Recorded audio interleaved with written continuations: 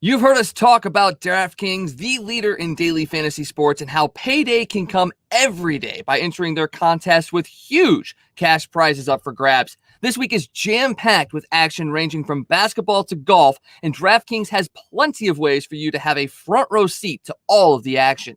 Making a lineup on DraftKings adds excitement to every night, and it's simple to do. Draft your lineup and feel the sweat like never before. Every moment means more with the DraftKings lineup on the line. It's simple. Every player has a salary associated with drafting them. Assemble a lineup of players while staying under the salary cap, and then sit back and watch your points pile up. DraftKings has paid out over $7 billion to users across all sports, including hockey. DraftKings is the leader in daily fantasy sports, so there is no better place to get in on all the action. And now that you know how to play, download the DraftKings app and sign up using code THPN. New users will get a free entry with their first deposit. That's code THPN to get a free entry with your first deposit only at DraftKings. Minimum $5 deposit required. Eligibility restrictions apply. See DraftKings.com for details. I was walking through the halls of a Minnesota rink when along came a Wild fan who started talking smack to me. He said, I bet you never liked the Blues until they won a cup. And so I calmly turned to him and said, hey man, listen up. I admit it's pretty great to win Lord Stanley's prize, but listen, I've been waiting for this moment my whole life. Yes, sir, I'm a Blues fan. Yes, sir, I'm a Blues fan. Heartbreak's all I knew, man. That team from old St. Lou, man. Got a cup in here, 52, man. Give me a Let's Go Blues. I know Federico, Turnbull, Gilmore, Brown, Channel, Bothwell, Babich, Mahar, Mullen, Millen, Sutter, Pedersen, Pavsey, Curry, Zuckley, Uthart, Hunter, Schofield, Reeves, Ramage, Kia, Dunlop, Wickenheiser, Crombie, Benning, Raglan, Ewan, Micheletti, Ramage, Romney, Pavlovsky, Evans, Cavallini. Yes, sir, I'm a Blues fan. Yes, sir, I'm a Blues fan. Heartbreak's all I knew, man. That team from old St. Lou, man. Got a cup in here, 52, man. Give me a Let's Go Blues.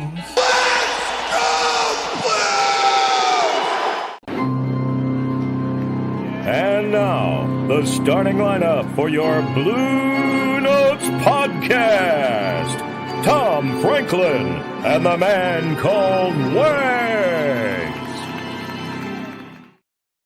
Thank you very much, Tom Calhoun, and hello and welcome to Bluenotes, located on the best city on the Mississippi, the best in the Midwest. We've got that Stanley Cup power, too sweet to be sour. And if you're still clueless, we are talking about St. Louis. This is your home for St. Louis Blues coverage on the Hockey Podcast Network. I am one half of your team, Tom Franklin, joined by my line mate, the man called Wags. Wags, Game 7 tomorrow night. The playoff series no one asked for, but we're freaking getting here against Arizona. Are you hyped? Oh, I am so hyped. I mean, it is Game 7. Game 7s are totally what matter. That is what we look forward to. It's the best day and the best game and all this. It's the Coyotes again. Fuck. Yeah, I know. And it's mid-February, and we're just not in playoff mode right now. I mean, we're trying. We're trying to get into the spirit of the thing. We're doing better than we were Thursday, Wags. I mean, we were pretty damn morose Thursday, and I was, on here with a cowboy hat and, sounding like I was Buckaroo Bob, rustling up the cattle in Tombstone, Arizona. But, that's behind us now. And the Arizona Coyotes are almost behind us now, just like you saw in the graphic leading into the show, that Mad Max Fury Road. That's going to be us getting the fuck out of Arizona after Monday and, stirring up dust behind us. We are so done with Arizona. All respect due to Corey and Richie with Sporty and Corey Richie. They're one of our favorites shows on the network, but it's just like they're kind of like in-laws, Wags. You in-laws. You like your in-laws. You kind of have to. It's good for relationships generally. But when they come over for the weekend and then there's a big snowstorm like we're getting tonight here in St. Louis, then they have to stay for the entire week. You get kind of tired of them after a week. I mean, let's just face it. The Arizona Coyotes are our in-laws right now. Yeah, they kind of are, and they they're kind of annoying, but they're Kind also really good, and you kind of have to respect them. I mean, it's just one of those icky feelings. Like I should really hate these people, but I have to love them, and we've got friends that are associated with them, so you can't really hate them too much. You can't talk bad about them. There's a guy on the team that you kind of want to have join your team. It's real messy, and I you know what? I'd much rather play in the snow in the street. Yeah, and we're going to have that chance because we're going to get a lot of snow here. And the night we're recording this, it's just hitting the downtown St. Louis area. You're, of course, in St. Charles County, so you're probably getting it already. And yeah, everyone is freaking out here in St. Louis. All the milk and the bread is gone from the shelves of St. Louis. If you're listening to us away from St. Louis, this is how we do snow. Okay, the bread, the milk, the eggs, all gone. Done. Guy the Hawaii Blues fan, he doesn't have to worry about snow in Hawaii. Of course not, because he's in frickin' Hawaii. And he is in full playoff mode for the Coyotes. So welcome there. Welcome, Brian Blackford, listening to this show. Unfortunately, we can't control the phone app, of StreamYard. But that's something that definitely StreamYard, I know they're constantly making improvements to the platform here. We're able to play longer videos now than we were before, native to StreamYard. So they're always making improvements. I'm sure they'll have an app coming out at some point. Shout out to Luke Widbin, minus 20 degrees. Of course, Luke Widbin is in Minnesota. So I feel like we don't have the right to really complain about cold weather because Luke Widbin, he deals with the Minnesota. And I know how he feels because I lived in both Dakotas in my lifetime for some insane reason. Ouch. I know what minus 30 feels like actual temp. Let me tell you, it doesn't feel much different from minus 10 or 0. Once you get past a certain point, it's just flipping cold. And it just, your body doesn't register it any differently, really, except if you still have you ever wake up and you have eye crud, yeah. and you walk out the door. Well, in minus 30 degrees, it flash freezes to your face. So, make sure your eyes are wide open before you close the door on your way out, because otherwise you're going to be blind. This is life tips here we are giving to you here in St. Louis, because we are dealing with temperatures around 0 degrees right now, and I hate it. I left the Dakotas for a reason. Darn it. Anywho, we are, of course, online on Facebook, Twitter, and Instagram at Bluenotes Pod. Give us a like, subscribe. If you're watching on YouTube, first of all, welcome. Second of all, if you can ring that bell, that way you can know when we are live. We are streaming on Facebook as well as YouTube tonight. And of course, we're available wherever you get your podcasts from. So we have taken care of some of the initial housekeeping here. We have bitched about the cold weather enough. So, but we're excited, Wags. We're excited before Game 7 against Arizona Monday. And I feel like screaming about it. And we need to have someone along with us, one of the best screamers in the Blues fan base right now. He is a man. You may have heard of him on Twitter or seen his YouTube videos. He is BluesFanReacts, and he is joining us here on Bluenotes. By the way, before we get to him, though, Guy chiming in, I need to call out both Wags and Luke for not getting in to the Pick'em contest. Wags, you're slacking. It sucks. I've got school and work and another show, and I completely have just fallen off the face of the earth when it comes out. I haven't even gotten a chance to really get into DraftKings either. I did a couple things for the Super Bowl, but man, I tell you what, I gotta get back on track, because the February doldrums have really taken a hold of me, and I got to get into it. So March is the target to get back to some normalcy for me. And I'm going to defend Luke here, because it's minus 20 degrees in Minneapolis right now. Do you know how hard it is to, make sports picks when it's minus 20 degrees? Do you know how hard it is to function as a human being when it's minus 20 degrees? I mean, come on now. All right, Luke does chime in. He says he's not wrong. He coaches baseball practice. It's killing my content engagement. And I'm lucky I get my picks in, because Southern Illinois, Edwardsville pretty much owns me for the next couple of months between baseball, softball, and volleyball that I'm doing, which I'm glad to do. I get to live out my Tom Calhoun dreams with them. And I'm glad they have me, but it's a time suck. So I totally understand. All right, without further ado, we have made him wait on the sidelines long enough. I know he's going to come out bursting out of the gate like he just come out of the penalty box after a 5-minute fighting major. This is BluesFanReacts. He joins us right here on Bluenotes. It's the Bluenotes Face-Off of the Week.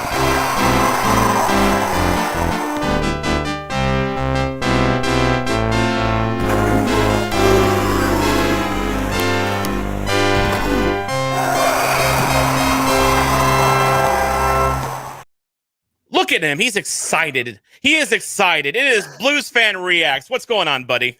I'm doing all right. How about yourself? I must say that's quite a flattering picture of me. You told me that it was going to be a hell of an intro, and you delivered. Yeah, well, I had to get that picture because that was from our chat last night after the game. I had a chance to jump on Guy's post-game show. You were on there as well, and that was you reacting to Speed Demon is elite. The one, the only Jordan Kyrou, who I know you're a fan of. Oh, I've been a big fan of him ever since we drafted him. I knew it was going to be something special, especially, last year, especially 2019, late 2019, when he was really breaking out, getting his first real chance in the NHL. And I remember watching him. Last Blues game I ever went to was in LA, and I got to see that Schwartz-Shen Kyrou line in person. And I tell you what, the cameras don't fully pick up on just how quick he is, and I can only assume he's even quicker I can only assume he's even quicker this season. So he put on 10 pounds in the offseason, and it was all muscle. And I had a chance to see him. I'm able to go to some Blues games through my work at KMOX, and he is just rapid in person. I mean, he's so effortless when he skates too. It's not like he's like like doing one of those. He just glides out there, and he is super, super fast. He's quickly becoming one of my favorites. Now, I was always a Jordan Kyrou believer. When the Blues drafted him, he won the Red Tilson Award in the OHL. He completely lit that league up. I knew they had something there. I also knew he needed some time to adjust to the pro game and, playing more of a two-way style in the NHL. You can't just get by with playing offense, I guess, unless you're Mike Hoffman. He needed some time. I'm glad he's turning it out. Was there ever a time, Wags, when you thought maybe that Kyrou wouldn't make it? Honestly, last year, I just think he didn't get as much of an opportunity as he probably could have last year. And I know last year was weird. It was just an odd year, especially once the pandemic hit. But he just always seemed to be in Berube's doghouse. And once you get into that mode, it's really hard to come out of it. He had some flashes, but last year it just seemed like this year was going to be make it or break it. And I'm thrilled that he's taken everything that Coach Berube has said and taken it to heart and really, like you said, put on weight. He is seeing the ice so much better, and he's making great reads. That's the big thing. He knows when to turn it on, and he knows when to hold back. And I think that's something you wouldn't have seen over the last couple of years. He's just a straight line skater. Well, now he knows when to hit the speed burst, and it's helped him immensely this year. Well, I think it's fair to say after 15 games, like Blues fans reacts like to say, Speed Demon is elite. 6 goals, 8 assists, +2. And like I said last night on the stream, Blues Fan Reacts, he's doing more than producing on offense. He's become a real forechecking demon. Oh, for sure. He's been insane. I mean, it's hard not to be a good forechecker when a player puts in the effort that he does and just has the speed. Like, we've talked about that. I mean, we've talked about him putting on 10 pounds of pure muscle in the offseason. I mean, I put on 10 pounds of nachos. No one's impressed with that. But, I mean, when you're as fast of a skater as a guy, I think that there is an expectation almost from the players. Like, okay, you're this fast, you can get back there, so go do it. And from the beginning of the season, we knew that if he didn't pan out this year, he was going somewhere else. We all knew that because his trade value is high, and honestly, he'd be a better producer if he was on a team such as the Avalanche, because they're based on speed. We're based on we're based on a grinding style. Yep. So, and we saw the same thing happen with Robbie Fabry too. He didn't quite fit our grind as well, and then he goes to Detroit, and he's automatically one of their best players. So I think we would have saw the same thing with Jordan Kyrou, and he took that opportunity and he just ran with it. And there's no looking back now. Jordan Kyrou is for real. Yeah, it's fair to say Fabry never adapted his style at all. He was always an offense-first guy, even before Berube, even before all those injuries, and it felt like he was so set in his ways, and that doesn't play with Coach Berube, and unfortunately Fabry's gone. But credit Kairu for taking Coach Berube's advice. I mean, Berube, I know, has been working with him quite a bit, over the last year or so. He kind of we kind of talked about this last night on the post game show about we were kind of a little concerned about how Coach Berube kind of treats youngsters. And, the Athletics' Jeremy Rutherford put out a really good article about, how Berube's been handling the likes of Ivan Barbashev and Jordan Kairu. And Berube had a chat with both of them last week because they both were kind of in mini funks. Barbashev wasn't really doing much of note. Now Barbashev ends up on the first line as part of Berube's idea to get a heavy player on each line. In fact, he, told Rutherford, quote, he's kind of looked a little bit uninspired at times, and I've talked to him. We had a good conversation, so I'm hoping this inspires him a little bit and get a little more life into his game, a little bit more emotion into his game. And Wags, it seems to have worked because I kept seeing Barbashev blocking shot after shot after shot, and he looked very much involved Saturday night. He really did. He had a goal. He's got a goal in 2 straight games now. Yeah, one of them is an empty netter, but sometimes an empty net is the one that really kind of breaks the dam for you as well. And yeah, I was a little concerned having him play on the top line because he's always been a 4th line player. But when you're playing the Avalanche, when you're playing the Coyotes and you need that heavy player on each line, it makes sense to put him on a line with those guys, with O'Reilly, because he makes everybody better. So yeah, I'm very impressed with what Barbashev's doing. He's been one of my favorite players since he came into the league. So I'm not going to sit there and say this is all new to me. I've always plays, but I guarantee you, as soon as this series with Arizona is over, he's right back down there on the 4th line because they're going to have to readjust the lineup when they go to play some of these other teams. Getting back to Fabry, by the way, Guy the White Blues fan notes he could be one of the best players on Detroit, and he can't play. That team is a mess. They're an absolute mess. I mean, they're not. I don't even know if they're rebuilding anymore. They're just a mess right now. And up. I got my shiny new arena. We don't have to play hockey anymore. And I've got my shiny new Steve Yzerman. Everything is going to be just fine. And because that worked out so well in Tampa Bay. It did. Well, it did, but it just I seem to recall another team that took a Stanley Cup winners top executive and thought it would replicate success in St. Louis, and it didn't. Oh yeah, I'm talking about Mike Keenan. Oh, really? You had to bring him up again. I had to talk about the Mother Keenaner. Yeah, I really did. I'm sorry. I had to make the comparison. Yeah, sometimes when a coach or a GM wins a Stanley Cup, it doesn't mean he was responsible for that. Anyway, we kind of saw that with the Rangers and the Blues. So, kind of getting back to Barbashev, and BluesFanReacts. One thing that I've noticed about Berube is if he has 3 really good players, he doesn't do like the Colorado thing where he just sticks them all in one line and they just go out and bulldoze everyone. He likes to spread out his pairings quite a bit, and then he'll put a heavy on the top lines to help protect Schwartz and Shen, and then he'll put a heavy to help protect O'Reilly and Perron. I've been kind of wanting to see if he would pull the trigger on putting Hoffman on the top line with Schwartz and Shen. He's done it at times to mixed results, but it seems like Berube always goes back to putting like a Blais or a Barbashev or a Sundqvist on that line.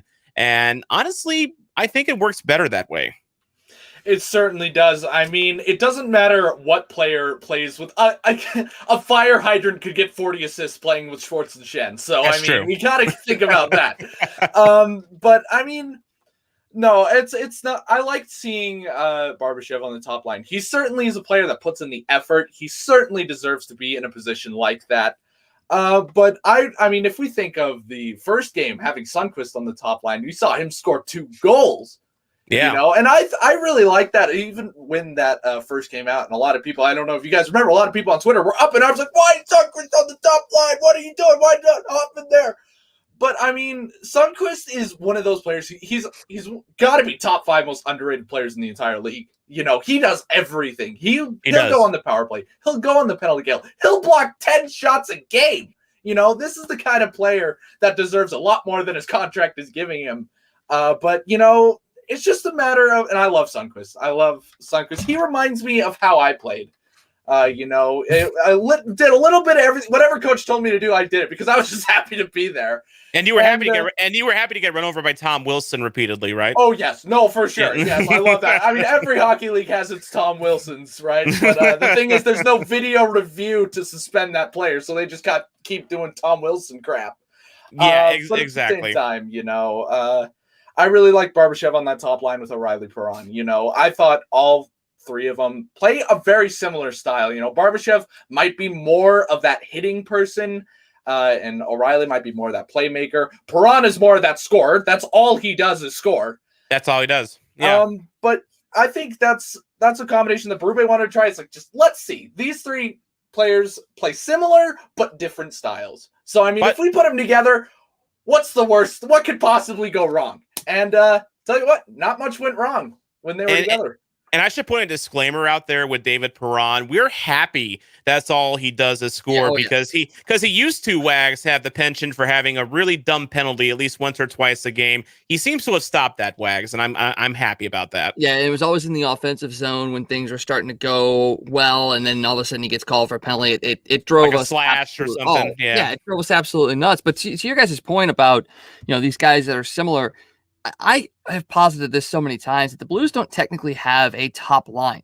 They've got four very balanced lines. So you can move guys up and down the lineup, and it's not going to hurt anything because you don't have a legit superstar. And yes, you could even throw Vladimir Tarasenko in that. I don't think he's a legit superstar. He's a team player. They all work well with each other. So the whole top line, second line thing, over the last couple of years, it just doesn't even matter, really. You've got four lines that can produce and do different things. The fourth line, in a sense, has led us a lot over the last couple of years. I think they were one of the best lines in the Stanley Cup run. So that's why it feels like a guy like Barbashev or Sundqvist can play well on the top line.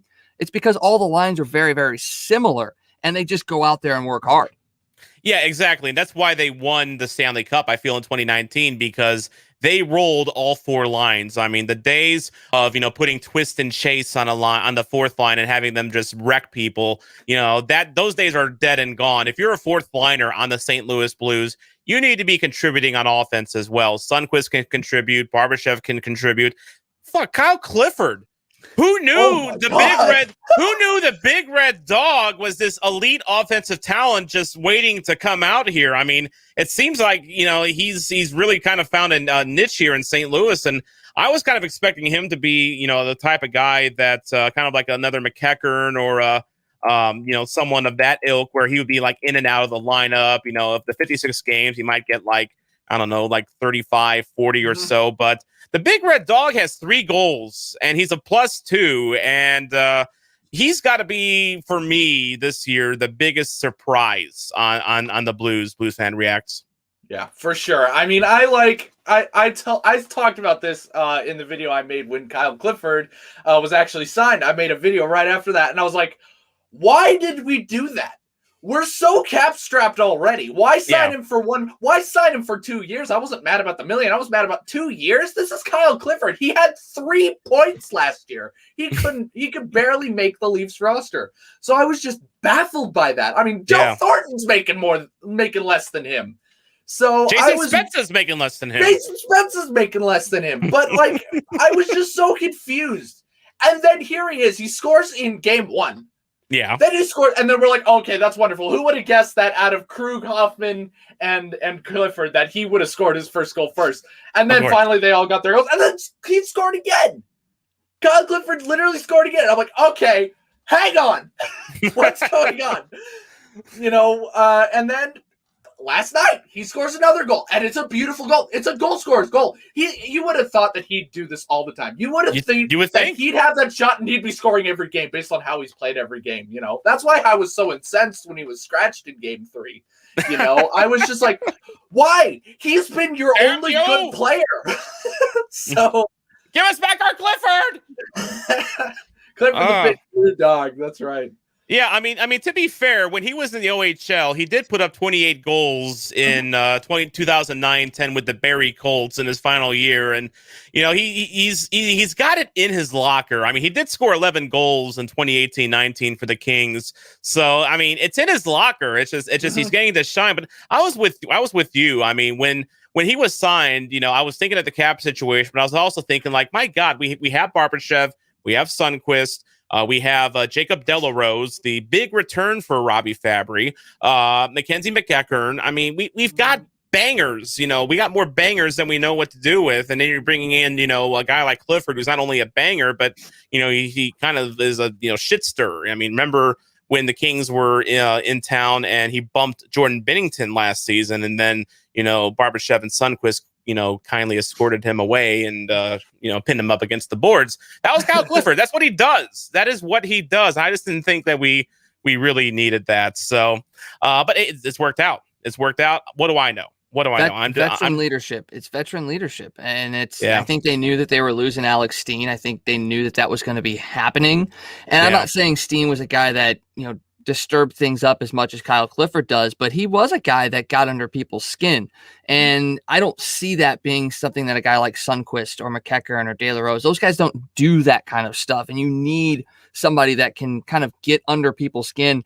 And I was a little worried, as you guys were, but after everything that has gone down over the last few years with the Blues, I will not go against anything that Doug Armstrong or Craig Berube does, because everything that they've done so far the last couple of years has worked out. I mean, come on, Petro got COVID. He wouldn't have got it in St. Louis, I don't think. And he got burned by Kyrou. By but that was the most beautiful moment I think I've ever seen as a Blues fan. I'm sorry. God knows I'll miss Petro so much, and we all miss him so much. But I am so glad we do not have that cap hit. Holy smokes. Not only that, and not just the cap hit, but the no movement clause. I mean, he's basically going to retire a Vegas Golden Knight, whether, he's got, injured or not.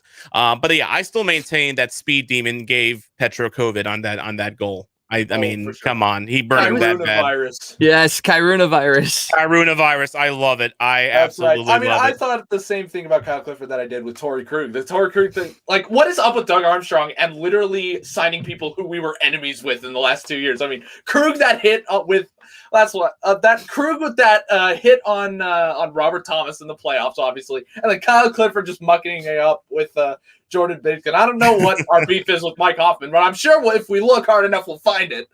But I mean, it just baffled me, and everybody knows that. I mean, Doug Armstrong as a person, I'm sure, is wonderful, but there's a lot of things that he's done that I haven't agreed with, and this year.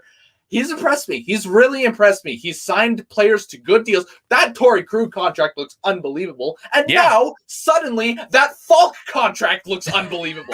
Who would have thought that? If you would have told me, I said this in my last video, if you would have told me that Justin Falk would not only be better than Petro this year, but would be in the Norris conversation, I would have called you a complete idiot. Look, the NHL season and the Blues season started on January 13th. 1 month ago and a day ago.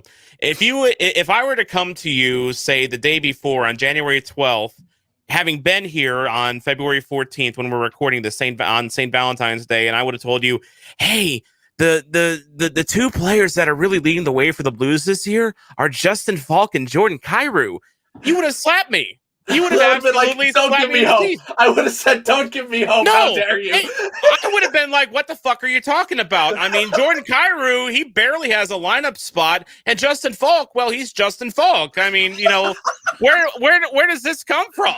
Where does this come from? Full Falketeer gang now. We are all dialed in for our Lord. You said your Lord and Savior. Our Lord and Savior. We are the founders. In addition to having the Bluenotes bunch on Facebook, a Facebook group, it's also the Justin Falk Stan Club. So you can join that. I had to join that. You can stand away for Justin Falk. That's a good segue there. All right, so let's go ahead and talk about Game 7 of the Keller Cup tomorrow. But before we do that, let's go ahead and retrace our steps steps to how we got here at this point. And we're going to give another shout out here to Luke Widbin, who is chilling in his minus 20-degree igloo up in Minnesota. I think BluesFanReacts just got a chill thinking about it. I can't even imagine. But he had time to drop some cold beats for us here in our Week 5 recap wrap. And in his rap this week, you can kind of see the inner torment over the Arizona Coyotes that we all felt. Well, it literally came out in his rap. Without further ado, here is Luke Widbin's, MC Widbin's Week 5 recap rap. Welcome to therapy, Mr. Fingers. I think I'll have you start by lying down and telling me what's on your mind. You may begin. Doc, I can't take it anymore. I think I'm going insane. My brain's inflamed because every time the team is the same. I can't do my normal recap. It just causes me pain. I'm drained and playing, and only Arizona's to blame. They even added a game. It's up to 7 in a row. It could have been any team. Why did it have to be the Yotes? I get it. I'm glad they're playing. It's better than nothing. It's fine. But while I'm here, can I just tell you what's really on my mind? Yo, are we playing the Coyotes or are we playing the Beatles? Because the last time I checked, a team has more than 4 people. You've got Keller, Schmaltz, Garland, and Dvorak. Who else? Can you name another 4 besides the guy they threw out? Yannick Schmaltz is touted. We knew that from Chicago. Well, it would have been nice if he'd save some talent for his brother. Oh, but have you heard about Keller? He's a St. Louis lad. Yeah, well, I'm from Minnesota, so I don't care about that. Sanford Schwartz, what were you thinking, taking penalties like that? I know it's a good story, but really? Less than a second left? O'Reilly got 200. Way to really waste the moment. Did you see Shen in the shootout? What a metaphoric omen. Opportunity in front of you. You let it slip away. But at least you got the point. But these are all division games. That's why I'm glad we won on Saturday, but with a grain of salt, keep playing all these 3-point games and you can't separate enough. I think that you're forgetting Friday when the Blues won 4-1. Oh, that's right. The only game we shut the top line down, we won. Doc, how can such a small guy be the cause of so much harm? I put all the Christmas stuff away. I'm sick of seeing Garland. Someone put a body on him. He's 5'10". I bet he wishes Estrom's feet are always moving toward the net for all the tappings. Yeah, shit happens when you turn the puck over when you're run zone, but is it really asking too much to get the first save from Husso? Alright, chill, bro. I'm sick of only hearing your complaints. Oh, we're playing the same team. At least your team is playing games. Yeah, you said you're from Minnesota. How'd the Wild do last week? That's right, they haven't played a game since the first week of February. You say Yotes have your number. Guess the stats say that's true. But the number I see says the Blues got points in all but 2.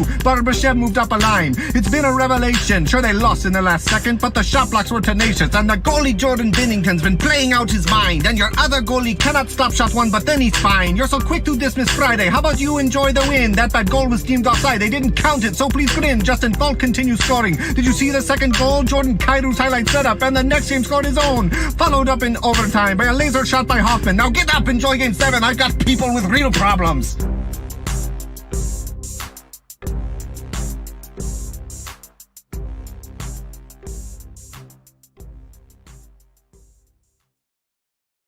You know, I don't think I gotta tell you, Dr. Doofenshmirtz is spitting.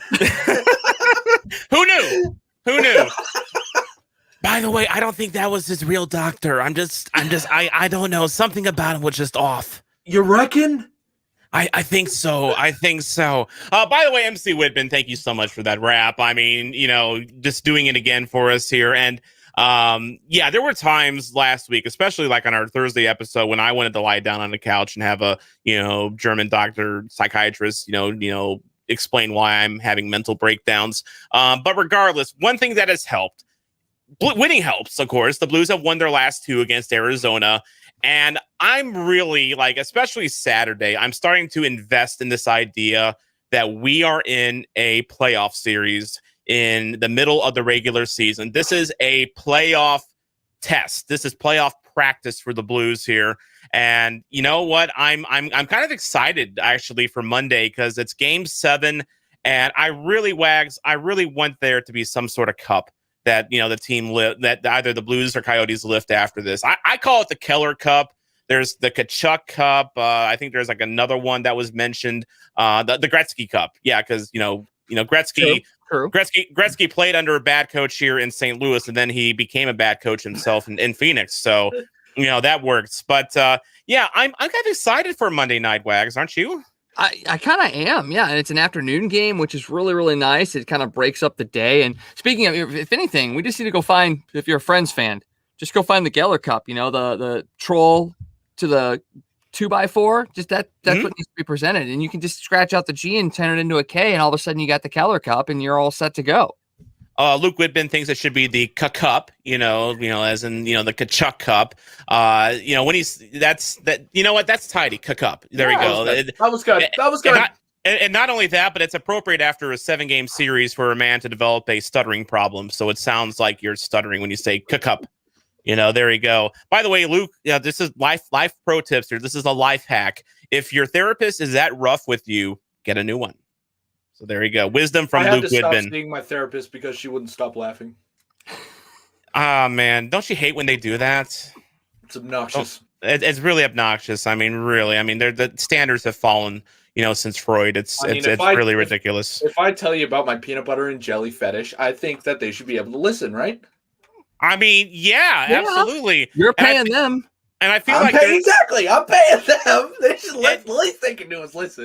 And I feel there's a whole podcast you can do about that. I'm not sure it's this one, but there's definitely, I think there's a niche out there that you can fill there. Don't tempt me.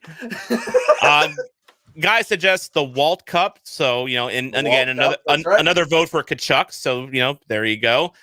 So how do you feel about Game 7 Blues Fan Reacts? Are you looking forward to Game 7 because it feels like a playoff series? Or are you looking forward to it because it means we don't have to see the fucking Coyotes again until late April? Well, I'm a Blues fan. I'm more nervous than anything. Oh, of course. I mean, that's our nature. If we lose to the Coyotes tomorrow, because we have proven the last 2 games in a row that we are fully capable of beating them, if we lose to them, we're never going to hear the end of it. You guys realize that, right? Right, exactly. What I'm nervous about. I'm nervous about for my DM's sake, for my notifications' sake, and for my vocal cords' sake that the Blues actually show up tomorrow. Because, well, yeah, you guys. I would really look forward to an actually fun video tomorrow saying Blues win. But I mean, I don't want to just go into the video just like this for 4 minutes and going, yeah, we suck. We suck, guys. So, it's just hopefully the Blues show up. That's all I want. That's all we want is for them to look competitive. That's it. But here's a point, though. If they do lose Game 7, I mean, isn't this just another Blues early playoff exit like we've seen so many times before? It's true. You reckon we'd be used to it by now? I mean, February's got to be a record, to be out of the playoffs this early. Hey, they were almost out of the playoffs in January of 2019. So. Yeah. By the way, this could also be the Hull Cup because he played for Arizona. He did play. Yeah. He had a cup of coffee in Phoenix right after the lockout. He played, I think, 7 games, and then he decided he's too old for this shit, and then he retired, basically. I didn't know that. Interesting. Yeah, exactly. So there's another option for you. There you go. I kind of speculated, where we're talking about the whole idea of this being, a playoff series. I had kind of a rambling thought during Thursday's episode that maybe it's best that we play the Coyotes now in these 7 games. Because, number one, as Luke pointed out, it could be worse. We could not be playing at all. We could just be sitting on our asses and, with Colorado and the Wild and, right alongside them. But we are playing games. So that's a good thing. But also, Wags, I feel better about saying that it's good that we play the Coyotes in this series now because we have to figure out a way to beat these guys. They own our asses over the past couple of years. So I feel this is almost like, being thrown in the fire and saying, okay, figure this shit out. And the Blues, thankfully, are figuring this shit out. Yeah, I mean, I kind of took the other angle on that about, when you play this team later in the season, if you do match up in the playoffs, they're obviously going to be a different team and maybe playing a slightly different style with maybe another player at the trade deadline. But it does give them a little bit of a kick in the ass, basically saying, hey, you got to get into playoff form now. You're playing a team for 7 straight games. You have to have that mentality of figuring it out. Now, this is where it could maybe hurt them a little bit because they've just spent all this time learning about an opponent, kind of figuring out over a couple of games how they can play them. Now you're going to go back to this whole 2-game series stretch. Are we going to see them react slowly and maybe drop a couple of games because they feel like they have some time to get used to playing this team? That's the one worry I do have out of this. But I'm still very, very happy that we've been able to win these last 2 games and really hope we can win tomorrow as well. Yeah, thank you, Lise Forever, for subscribing. And, oh, by the way, a belated thank you for Alex Steen as well. By the way, just a few years late on that. I'm sorry about that. Had to get that in there. By the unsubscribe. Exactly. It was fun while it lasted. By the way, 3 thumbs up pointing out that Mike Hoffman is indeed a blue. Yes, he is making a reference to one of my most popular videos is just me basically screaming for 3 minutes straight. Mike Hoffman is a blue. So you screaming for 3 minutes straight? Really? It was a screaming video. Oh yeah, it was at least no, it's probably closer to 4 minutes. I was just screaming things. Mike Hoffman is a blue! Woo! It was just that for 4 minutes straight. It was a great video to watch. My vocal cords, I had 3 cups of tea and it still didn't help. Very Steve Dangle-esque, by the way, when he did his John Tavares video, by the way. Oh yeah, very much. I got a lot of comments like that. I got a lot. I know he's one of your heroes, by the way. Oh yeah, he's my dad. Are you kidding me? He's my dad. He's your dad. Oh yeah, Steve Dangle's my dad. Are you kidding me? Does he know this? I don't think so. Okay, all right. Well, he was a bit of a rascal in high school. Yeah, that. Does he like not strike you as that kind of person? Though, like, a little bit. Why do you think he goes by Dangle? You know, I mean, come on. I mean, when you're in high school and you have a nickname of Dangle, I mean, what could you possibly be referencing? Come on. Right, exactly. Well, apparently it wasn't referencing the hockey dangle. He said it in his book. It wasn't referencing that. He came up with that while he was in college or something like that, and he just thought it sounded funny, so he did it. So. By the way, Leafs Forever pointing out, I guess he's sticking around. He says, "Oh well, no problem. Glad we can help." See, Canadians are so nice. Canadians are the nicest people. But then he screams, "We defiantly didn't have any issues over the past 53 years." I feel like we can relate on that. It took us 52 to get ours. So, we feel your pain, Leafs fans. We really do. And of course, we hear about it because Toronto sports media is the loudest media in the planet. So, we definitely understand. Oh, of course. By the way, this guy has a grievance here. He thought that he was your dad. I have 2 dads. It's 2021. I have 2 dads. My 2 dads. You could do a sitcom, I think. Is this BFR getting exposed here? I mean, do we need to get Maury Povich in this bitch? Well, guys, can we get Maury into this bitch? Yeah, I wonder what's he doing nowadays. The father. Oh man, that's gonna be a hell of an episode. We'll get Dangle in here. It's gonna be our definitely our most viewed and shared episode of all time here on Bluenotes. Trust me. Doubt. You're welcome. We got all sorts of ideas, Wax. We were talking about getting Gina Carano on here. Yeah, we were. I mean, exactly. I think Ben Shapiro claimed her though, so that's out. That's out. Yeah. Oh well. We'll have to go down a tier lower. Get the next former WWE UFC fighter who basically ruined her career. We'll get the next tier. Yeah, we'll get the next one definitely. We'll get like interesting right now. Let's see. we'll get like the key grip on her worst Mandalorian episode. To talk about that. Maybe we can bring him or her on. I think we should bring the wrestler that fought Carly in that iCarly episode. Remember that? That's who we should get on. Yes. That would be the low tier. I think that was Edge, wasn't it? Or was it Triple H? I gotta look this up now because I vaguely remember this. It was on the iCarly episode. It was played by oh goodness, who started Victorious? Who was she? Celine? No. Who was it? I can't remember. I can't remember either. But it was played by her, and I remember oh my gosh, I had such a crush on her growing up. Such a bad crush.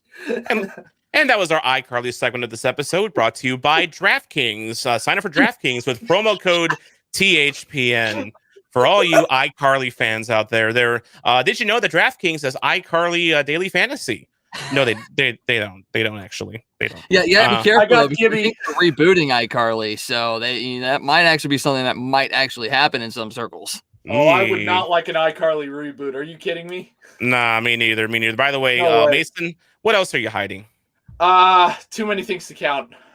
Well, I don't want this episode to be 2 hours of me ranting about all my deepest, darkest fears. So we're just gonna leave it. We're just gonna leave it at I was bullied in high school. We're glad you're here because otherwise, this is usually 90 minutes of Wags and I ranting about our deepest, darkest fears. So I mean, we need variety. You're here for variety. Exactly right. Variety is the spice of life. Leafs Forever again. I can't be mad at the Blues. Why would I? You did us a huge favor. You beat the Bruins in the finals. I thank you for that. You are welcome because St. Louisans, even before the Stanley Cup final, St. Louisans don't like Boston at all. No, I mean, the Red Sox, they broke the curse of the Bambino at Old Busch Stadium, a hallowed ground. Jimmy Fallon and Drew Barrymore fucking celebrating on Busch Stadium, turf right before it got torn down. I mean, no, I can't do that. I can't do that. Well, it's more than that. It started with the fucking Patriots in 2001. See, I was at that game. Okay, I was in New Orleans. Me and my dad, because there was no hotels anywhere near New Orleans when we got tickets for it. We slept in the back of his pickup truck, on an old futon mattress the day before the game. That's how we badly wanted to be there. And we were actually evicted out of the parking garage because we weren't supposed to be there that morning. That's a whole nother story in and of itself. But yeah, I was there for that game. And I was there when the refs handed the Patriots that Super Bowl win because the NFL wanted their fucking Patriots narrative after 9/11 and the Tom Brady story. And of course, as we all know, the NFL doesn't give a flying fuck about St. Louis. This has devolved into a fuck Stan Kroenke podcast here. By the way, we have gone from iCarly to Stan Kroenke. Here I really don't know if this is going to lead to better things for us, but it's definitely something. Let's go back to hating Boston, because it's not just that we hate Boston, we hate the fans. Yes, those are some cocky sons of bitches. They're terrible, and yeah, like, you think anyone likes Boston? I don't think Boston likes Boston. I think there is some serious self-loathing in Boston. I think that they try to conceal with their their weird accent and their fake rage over sports. I mean, they're terrible. By the way, I actually had a chance when I was at still at KMOX, and during the Stanley Cup week, WBZ in Boston, their top news talk station, actually had me on their air a couple of times talking about the Stanley Cup finals, and they were sneaky. They were very sneaky. I had to watch what I said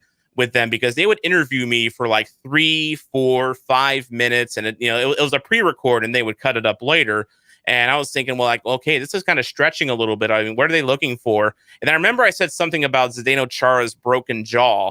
And the only part, and I listened to WBZ the rest of the morning, the only part of our interview they played was talking about how Blues players would probably be going after Zdeno Chara because of his broken jaw. That was the only part that they used out of that interview. And that was fucking agenda reporting right there.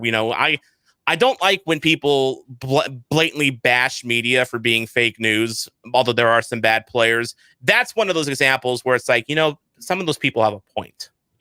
Come on. That was not the context of the interview, but what do I know? It's Boston, and as even us and Leafs forever can say, fuck Boston. So there you go. Right, exactly.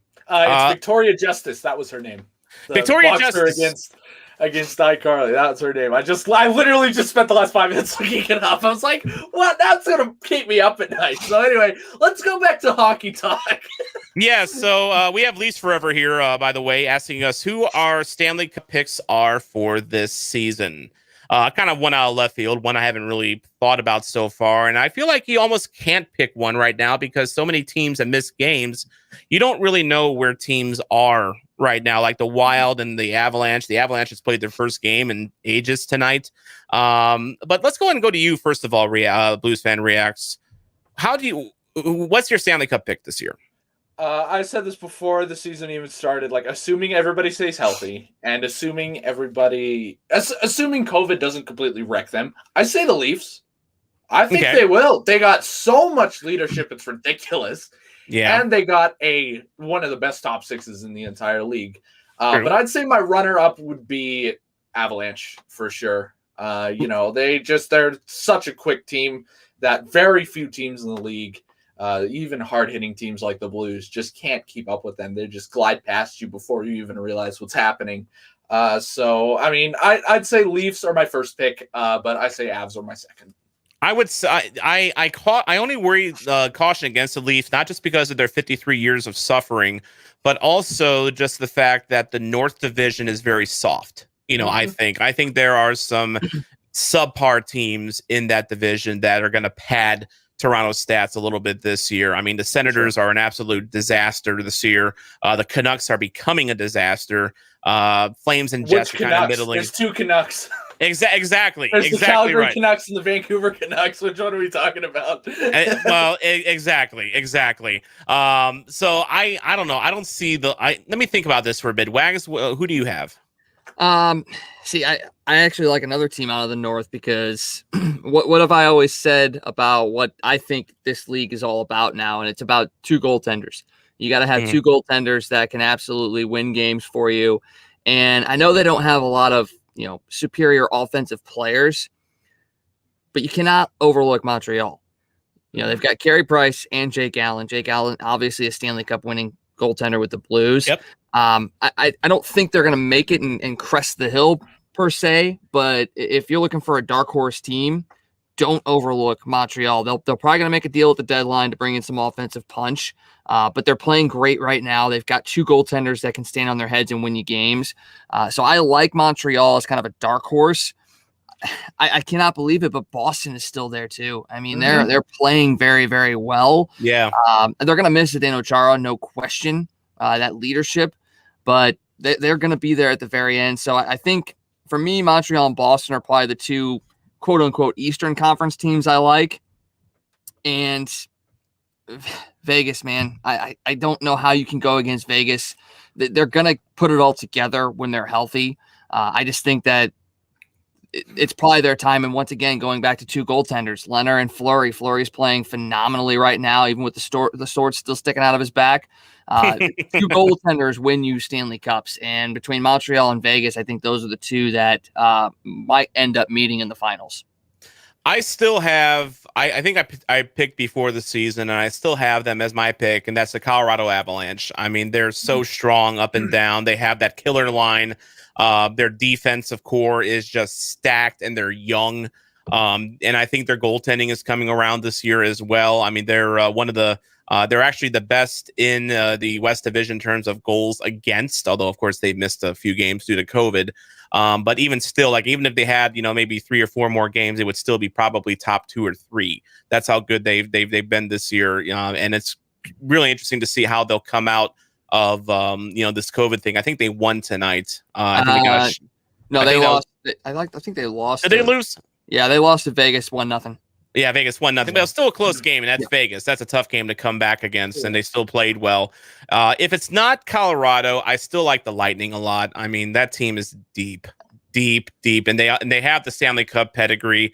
You worry about them because, of course, there's always a Stanley Cup hangover effect, and they didn't get the off season that a lot of teams did. But at the same time, though, they're still playing really good hockey. They're 7-2-1. They've not felt the hangover effect at all. And of course, they got Pat Maroon, who is the only NHL player that has won the Stanley Cup in the last 2 seasons. So why not make it 3 for the Oakville boy, right? Of course. Exactly. You love to see him. You love to see him have success. I've always been a closeted Pat Maroon fan. And a lot of people hated me for that because it's like, he doesn't produce when he should be, and he can be dirty at times. It's like, I mean, what's not to like about Pat Maroon? For one, exactly. Smoking hot fiance. Are you kidding me? But for 2, I mean, you love the St. Louis boy coming in. And I remember so clearly his interview with Cam Jansen in the car. Yeah. It was before the season even began. And Jansen goes, "Can you imagine?" And he just goes, "Oh my God." And then he did it. He did it. He went to St. Louis on obviously a rental contract. Same thing going on with Mike Hoffman. We knew that he was going to be gone after the end of the season. Might as well have a little fun with him. And yeah, we won the cup. We won the freaking cup. Pat Maroon won the Stanley Cup, and then he won it again. Yeah. Maroon's winning at the game of life. He's got 2 Stanley Cups. He got to play next to McDavid, which means that he probably, extended his career a few years with that 27-goal season. And he's got a, really hot fiance. So yeah, he's winning at the game of life. Right now, Wags is losing at the game of life right now because Leafs Forever is not a fan of the fact that you appear to be a closet Habs fan. Yeah, I kind of am. I like the jersey. I like the pedigree. I like the fact that, they basically announce goals in 2 languages. I don't know. I really think it comes down to the Toronto media. That really is what puts me off of the Maple Leafs. I don't dislike the Maple Leafs. I think, they've had some great players. They've had some great teams. I was a big Matt Sundin fan growing up. I really enjoyed watching him play. But it just I guess the media is just so rampant and just disgusting in Toronto. I think that's really put me off them. Whereas Montreal seems purer, I guess, in a sense. That's just me. And, I like the uniforms. All right, Least I'm Forever. a chick, aren't I? Oh, gosh. Yeah, you're in trouble, Wags. And, Least Forever, we're going to give you a couple minutes to simmer on this and think about what Wags has just said, because we need to go to Hawaii to get this conversation back on track. It's time for our Aloha commentary of the week from Guy, the Hawaii Blues fan, and he's still got the Arizona Coyotes on his mind. And now, from Honolulu, Hawaii, via St. Louis, starting in the Pacific Ocean, Guy, the Hawaii Blues fan. Hawaii Blues fan, we're bleeding blue with you. Let's go Blues! Let's go Blues! Let's go Blues! And aloha! Welcome to the Bluenotes podcast. I'm Guy, the Hawaii Blues fan, and I'm the host of the Bluenote Fan Report and the main writer and owner of the STLFanReport.com. And welcome to my Aloha commentary. Today is February 14th. Thus, I'm wearing the red.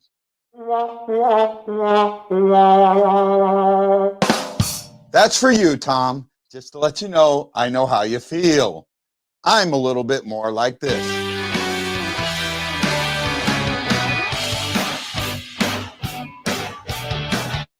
Well, since it's February 14th and Valentine's Day, we should talk about the love affair that Blues fans are having with Justin Falk. Some people think that this is a huge surprise that he's broken out like that. I am and I'm not. We saw in the bubble that he was starting to understand the system. And with Alex Pietrangelo leaving, he was able to play on his positive side, have a better mental attitude, and figure things out. And it's showing. And that goal he scored, highlight reel, goal of the year, it's going to take a lot to beat it, at least on the blue side. I'm impressed with what he's doing. But again, it's what he did in Carolina and what he was expected to do and why he got that big contract. And I'm absolutely positively glad that he's earning it. I mean, 100%. And I want to see him continue to do that. At the same time, we're starting to have a love affair with Jordan Kairu, or one of the better nicknames I've heard, Jordan Kaigoru. And he has really started to show what he can do with that speed. And this is on Coach Berube to make that speed go. He has to figure out the best way to use that speed. One of the things that he did in the last game was sit Mikkola. I'm not a fan of that. I feel like Mikkola has that speed too, and that speed can be used to beat the Coyotes. The last two games, the first game was very, very tight, going down till the end until the two empty net goals, but you saw the speed throwing the Coyotes off. In the last game, they didn't have as much speed, and that speed, that lack of speed is what allowed a couple of the goals. But the little bit of speed they had allowed Jordan Kairu to tie the game and then get Hoffman open for the game-winning goal in overtime. And then again here, Hoffman is fitting in. He scored, I think, 5 goals so far this year. He's being that guy. He's getting good shots. The team is coming around. However, there are things to still be concerned about.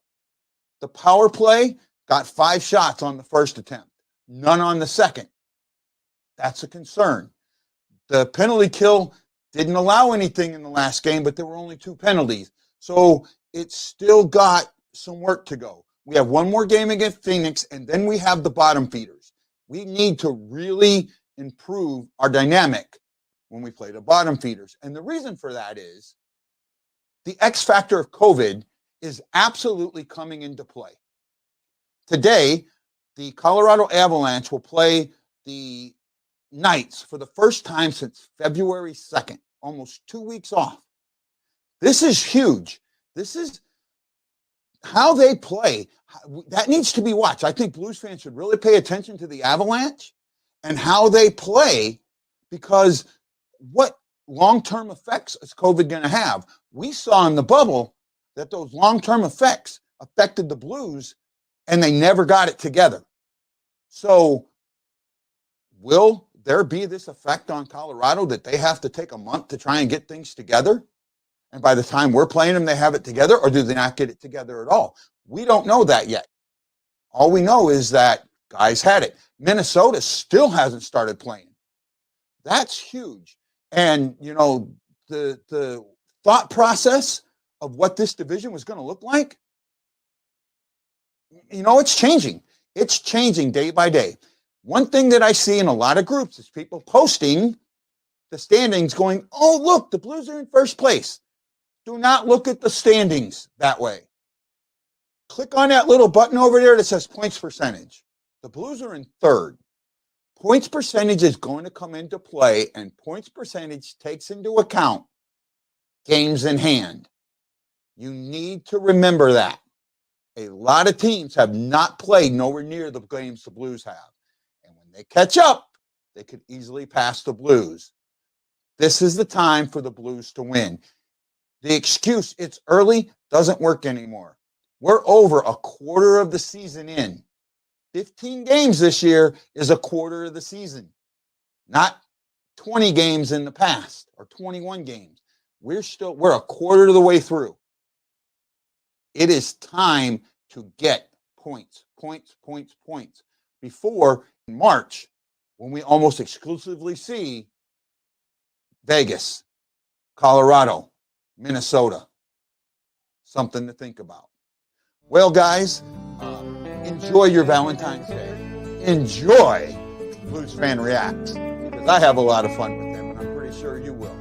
This is Guy, the Hawaii Blues fan, saying aloha, mahalo. Please like and subscribe to the Bluenotes podcast, to the St. Louis Fan Report, stlfanreport.com, and to the Blue Note Fan Report on YouTube. Aloha, mahalo, I'm Bleeding Blue with you. Tom and Wags, take it away. And thanks a lot, Guy from Hawaii, with his commentary as usual. Before we talk about what he had to say, first things first, we have to talk about Leafs Forever once again here. He's quickly taken over the show. So he asked if we like the jersey, a toilet seat. And by the way, we do like the toilet seats. I have reverse retro toilet seat right here. Actually, you can see it right there. I like the toilet seat. So, see, and I thought you had gotten the Blues reverse retro because you were talking about toilet seats, and I know how much you love those. Oh no, that's not the toilet seat. That's just the water in the toilet. You know, that's what that jersey is. That's the shit that you'll find at a shady 7-Eleven in downtown Detroit. Exactly. It is gas station sushi, and you don't eat gas station sushi unless you value your life. So there you go. I will respectfully disagree with you there, but I will agree with you on that beautiful, beautiful Montreal reverse retro. You know, I don't know how they pulled it off so well, but they did, and it's so simple. But it's like, duh, it makes sense. And you know what? It is truly a reverse retro because they swapped the colors on them. You know, that actually works. Unlike Vegas, which just did whatever the fuck they did. They took a line of coke in Tony Jose's office. All right, the X button on the top right of his screen is calling his name. Wow, we finally did it. We finally broke him. We found the breaking point. And by the way, just for the record, the Habs reverse retro, the second best reverse retro after Arizona's. Oh, The, per, Arizona. the, the purple peyote just works. Every time I look at that jersey, and I have one in a killer, you almost see yourself like in Arizona, like right after the sun has gone down, or like the sun's rising. You're just imagining yourself in a desert and the sky is kind of purple with the first light of the day. It just works. The original did not. It was the original with the green was ugh, but Ugh. the purple works. The purple works. Can we at least talk about the one reverse retro jersey that has gotten like absolutely zero pub, but is in its own right amazing as well? We keep forgetting about the LA Kings reverse retro jersey. That one incorporates the purple as well. I am hugely a fan of the LA Kings reverse retro. I have one, and it's a blank, and it really is. It's top 5. It is absolutely top 5 because for one, the color works. I always like that purple for the Kings. It's very regal looking, so it makes sense. Lakers. And then just the fact that they don't just honor one era, they honor 2 eras of the Kings, because they honor the Crown era with the purple and the kind of general look. But then they use the Chevrolet logo, when Gretzky was there, and it works. That is how a reverse retro is supposed to be done. So very, very, very nicely done. And I have, I think, 9 reverse retros right now. I do not have a problem. I do not have a problem at all. I don't have any. Well, it's an expensive hobby. It's an expensive hobby. No, for sure. No, I know. Yeah, I've never been a memorabilia guy. I got my DP57 signed puck. I got all the jerseys I want. I'm happy where I am. I would do want a Krug jersey though. That's the one thing that I'm looking to do. But I did pick up a Krug jersey. It's actually a Boston Krug jersey, because Dick's Sporting Goods was selling them for like $35 because he was no longer a Bruin. So I was like, yeah, I'm not going to pass, even though it is Boston, and I always feel a little dirty wearing it because it's Boston. But anyway, moving on here. So one guy that we need to that guy mentioned, of course, was he talked a little bit about Ville Husso, and I've noticed something with Ville Husso, and I think a lot of people have. So first of all, he's getting better. I think last night he saved 32 out of 36, which isn't bad. It's like an 88% save percentage. That's not terrible. And I don't think any of the goals that he gave up was necessarily his fault. I think his defense let him hang out to dry a couple times. Gunnarsson, excuse me. But there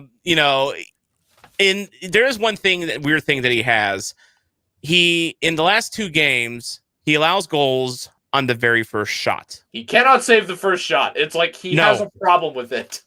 And 2 other appearances, he allows goals on the second and third shot. This is a trend.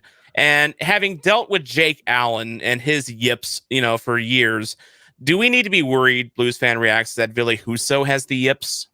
No, I don't think so. And it's not exactly that I think he's a solid goaltender. I mean, of course he is. He's a pretty good goalie, but I mean, he certainly isn't doing as for me personally, just watching him, he doesn't look comfortable. And that's understandable because it's his first real season in the league. I can understand, if he's just not feeling comfortable. We can't expect every goalie to be a Jordan Binnington story. No. But at the same time, you would, I mean, what is his goals against? It's just under 4, that's a lot. I mean, I know you're a rookie. I know you're getting used to the NHL. And I have a feeling he's going to tighten up later on. But I think this offseason, the Blues are going to pursue a different goaltender. That's just what I personally think. I mean, there's a few coming off of there's a few goaltenders that have expiring contracts in the offseason. Maybe they call up Joel Ofer. Who knows? I don't know if he's ready yet, but I mean, there's a lot of unknowns going into next offseason, and especially with Ville Husso not being the goaltender that we would like to see out of him. And once again, totally understandable. You just got to hope for the best. Hope that the system works out. And, Darren Pang says it perfectly. He's one of the more positionally sound goaltenders you'll ever find. It's just getting those reactions times down and, learning how NHL players move the puck opposed to AHL players, because it's 2 totally different games of hockey. Yeah, and I know the Blues are kind of in a spot right now where I don't think they could improve their backup goaltending if they wanted to. I mean, and I don't think that it's necessarily time to write off Husso yet.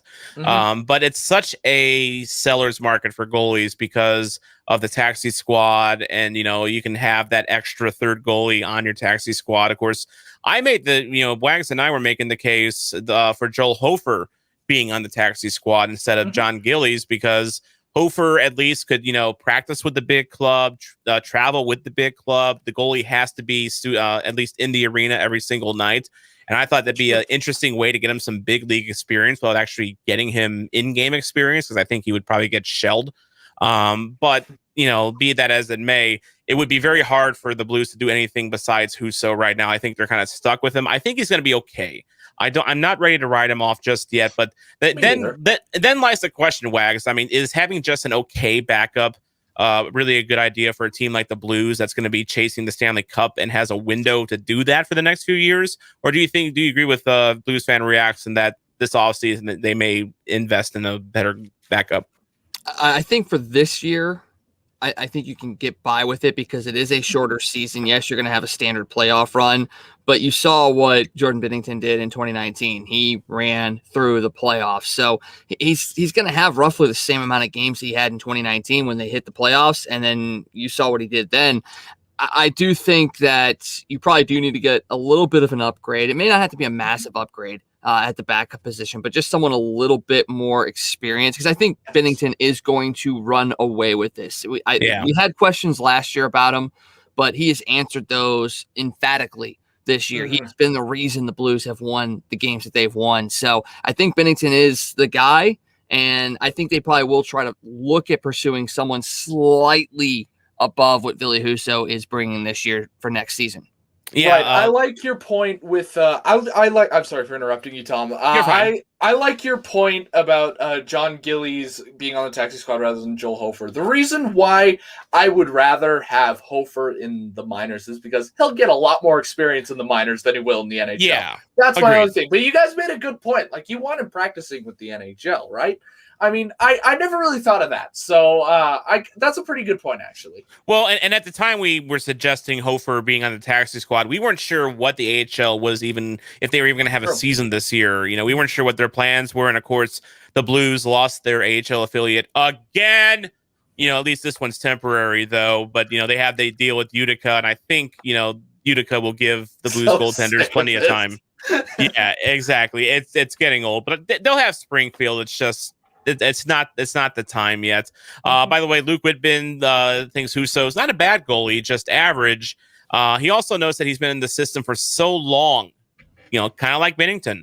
And Hofer is our future until further notice, so there's no reason to ride out his mediocrity. And that's possible. Maybe Hofer will be ready to go next season. I mean, Carter Hart, I think, was 20, when he got going with the Philadelphia Flyers, the year that Binnington broke out. So goaltending is voodoo. Goaltending is voodoo. You never know when these goalies will be ready to just, pop out of a cake and say, I'm ready to go. It took Binnington until he was 25 to, get it all together.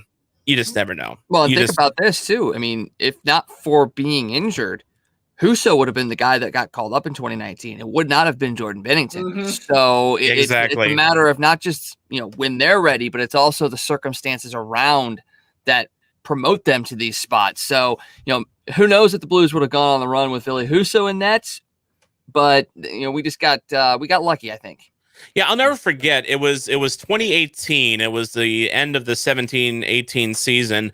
I was in Dallas watching the Blues and Stars, and this was the infamous game where Jamie Benn sat on Alex Petrangelo's head, and Petrangelo just kind of lied there like a dead fish. And the Stars ended up winning. I think it was a 2-1 overtime win. The Blues pissed it away. Mm-hmm.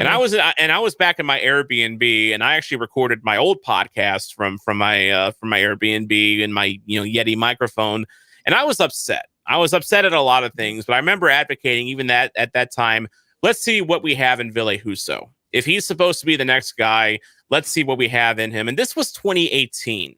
And, back then, Wags is right. Husso was like the anointed one at that point. We thought that Husso was going to be the guy that takes over for Jake Allen in his moments of doubt and shame. And then as history, as history tells us, Husso got hurt. Everyone in San Antonio got hurt. And the only guy that was left surviving was Jordan Binnington. And when Chad Johnson really shat the bed, they could only bring up Jordan Binnington, and now the rest is history. It's just so amazing how that story transpired. Luke, I feel bad for Ville. If he can actually make a couple saves early, his narrative would change completely. But as we've seen, he has issues making saves early. So we'll see. We'll see if that's just a coincidence or if this is a real thing to be worried about.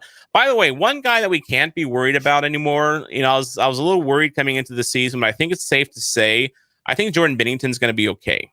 Mm-hmm. He has been very solid this season. He doesn't show any signs of exhaustion like he did last year. He hasn't had I don't think he's had a real bad game yet. I mean, I think he was chased in the Colorado game. That was 8-0. That wasn't his fault. It wasn't. I said in that game, like, I hope Craig Berube goes to every single player with the exception of Husso, Binnington, and Kyrou and starts shaking them because that was just an unacceptable game. Binnington had nothing to do with that. Husso had nothing to do with that. I don't care what the score was. It was not their fault. Nobody could figure anything out that game. Do you think Binnington's playing well just because he's finally used to being the number one, or do you think he's playing well because it's a contract year and he needs to prove that he's worth a big deal? A little bit of both. Yeah. I mean, who isn't chasing that bag? Come on. Yeah. But at the same time, one of the things that I'm worried about, and I know that Binnington is solid because I had doubts. That's what I was over. I was concerned about the Allen trade because I was like, oh no. That's not a good thing because what if Binnington completely craps the bed this year? And he's really proven us wrong, as he often does. He certainly proved us wrong this time around, and just hopefully he's more consistent this season. But I think that with Jordan Binnington, it's just a matter of he's obviously chasing that bag. We all know that he wants to get paid, but my biggest fear is that Doug Armstrong gives him a Matt Murray type contract, a 6x6. That's my biggest fear because Jordan Binnington's no young goaltender. He was called up when he was 25. He wasn't called up when he was 21. He was 25 and he's 28 now. So, I mean, I just don't want Craig Berube to completely piss away our cap situation on a lucrative contract. And that's gonna be dicey these next coming years. I mean, you still got to pay Jaden Schwartz after this season as well. You've got a couple RFAs coming up that are due for some pay bumps. I think Robert Thomas is one of them. It's gonna be a messy situation. But Wags, are you a big nasty believer now? Yes, I certainly am. I've been very, very impressed with his play this year. Very solid. Definitely looked like he did in 2019 when he took us on the run. I'm very, very happy. And I was always one of those that with Allen, he needed somebody to push him to be better. I don't think that's the case with Jordan Binnington. I don't think he needs a guy to push him to be at his peak. It helped that he had a guy like Allen there that was pushing him, but it's not going to be a requirement like it was when Jake was here. I'm on board, but I'm just like you, BluesFanReacts. I don't want a crazy goaltending contract really hamstring. Doug Armstrong did a great job of not destroying the cap situation by signing Petro and got Krug here at a good deal. I just don't see him doing the same thing. I see him doing the same sort of thing with a Binnington, being able to work a contract that is lucrative for the player, but also doesn't hurt the team in the long run.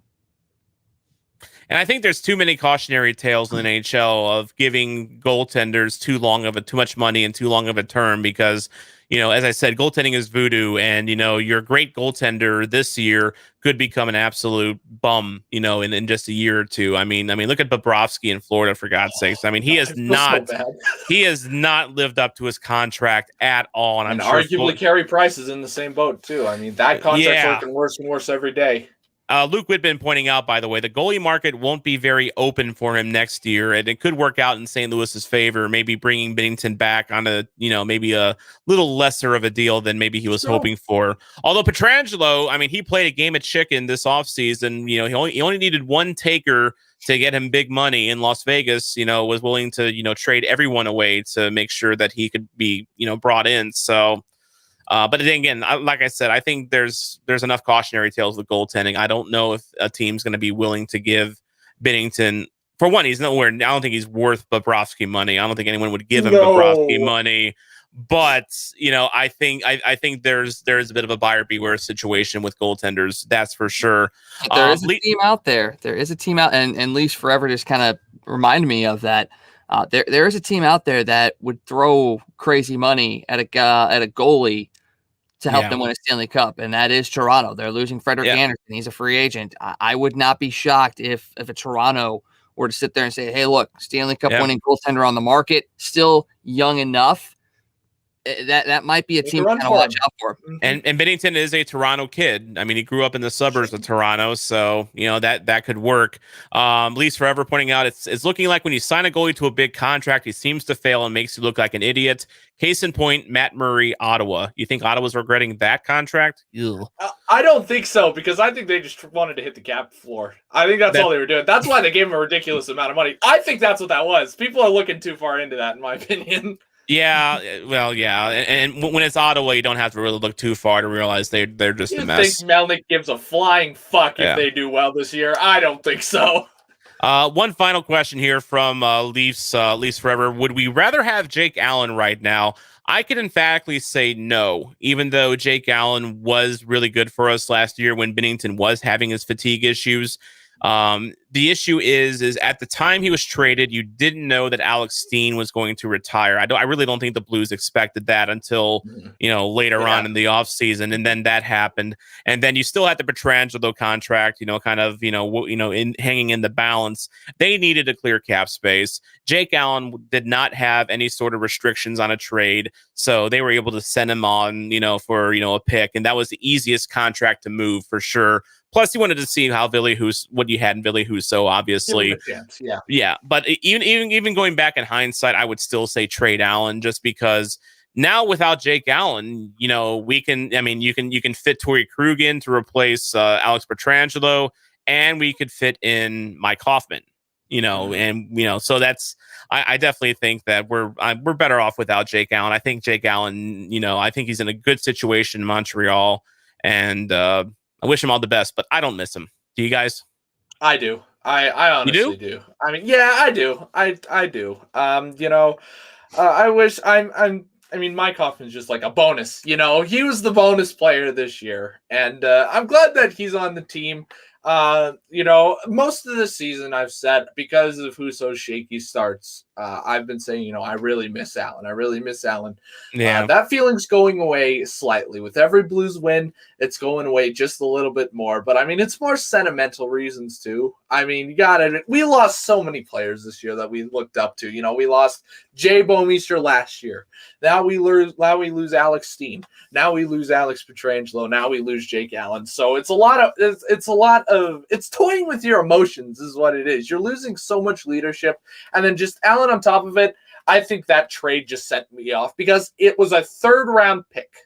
We could have gotten more for that. I think we could have. And, I don't think I'll ever forgive Armstrong for giving away Allen, who's doing better than Carey Price this year, for a 3rd round pick. I'm sorry. I can't justify that. Well, and then one final thing from Leafs Forever as well. I'm hoping Freddie Anderson stays and resigns. He hasn't been great at times, but I think he'll do well. I think Freddie Anderson deserves a lot more love. Yeah, I think he's been solid for Toronto, and it would be a shame if Toronto, lost their goaltender and another team. I don't know, passed them in the standings.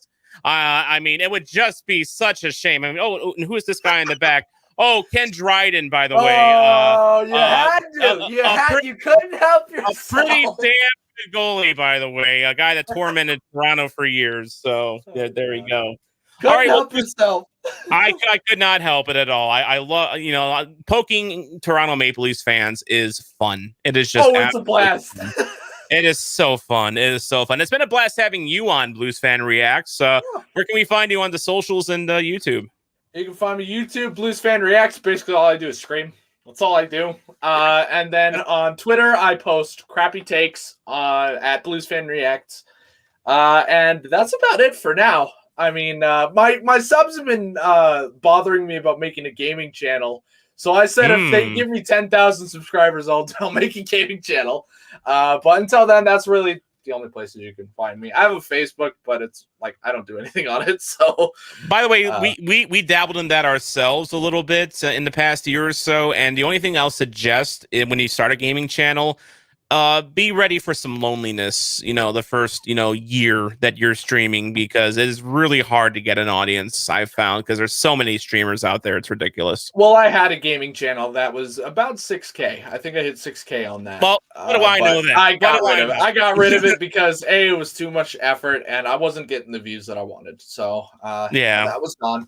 But thank you for your advice, Tom. Yeah, because exactly. That's what I'm here for. Sage advice on gaming and iCarly, and Stan Kroenke. That's what I'm here for. That is what I'm here for. Yeah, I can do a whole podcast on Stan Kroenke, and it would be screaming, just like yours. So there you go. There you go. Collaboration right there. Exactly, synergy, product synergy. Okay. Alrighty, Wags. Any final thoughts from you? No, I'm ready for the game tomorrow. Obviously we're recording Sunday night. I cannot wait for that. And honestly, I cannot wait to see another team outside of Arizona. And it's a good thing it's going to be the Sharks because it's another team we can beat. Exactly. And by the way, Leafs forever. One final thought from him. I think I've said that 3 times now. Love in Toronto is just hard. You mess up and you're done. And then, of course, we had the worst things happen to us. Cough, cough, Zamboni. Never mind. By the way, I think there's some Blues fans out there that think that David Ayers could be a better backup than Ville Husso. And I worry about our fan base sometimes. I really do. I worry about everything when it comes to this team, not just the fan base. No wonder you scream all the time. No wonder I scream. People wonder why I scream. This is why. I'm a Blues fan. It's what I do best. I guarantee you they don't understand. They're not Blues fans themselves, and they just don't understand the pain. They do not understand the pain. This is why I drink, okay? Yeah. This is why I drink. Exactly. And I'm holding up this can for a reason. It is a Center Ice Brewery hard cider. Coming up this Thursday, we are going to talk to assistant brewmaster at Center Ice Brewery in St. Louis. Jeff Ferrara is his name. We're looking forward to chatting about hockey and how they're doing in the pandemic. So check that out on Thursday. We'll post that up on our Justin Falk Stan Club Facebook group, as well as YouTube and wherever you get your podcasts from every Monday and Thursday. And that will do it for this week's episode of Bluenotes. I want to thank you for listening and watching, because without you, there is no me, there is no Wags, and there is no Blues Fan Reacts. There we go. Get the thumb in the right spot there. Down right at me. Okay, thanks. Thanks for that. Appreciate it. That's for dogging me about your gaming channel, by the way. And I'm Tom Franklin, reminding you to not be a chump and always play to the whistle. A reminder that you can follow Bluenotes on Twitter, Facebook, and Instagram at BluenotesPod. I'm the voice of the blues, Tom Calhoun. Jeremy Boyer, play us out.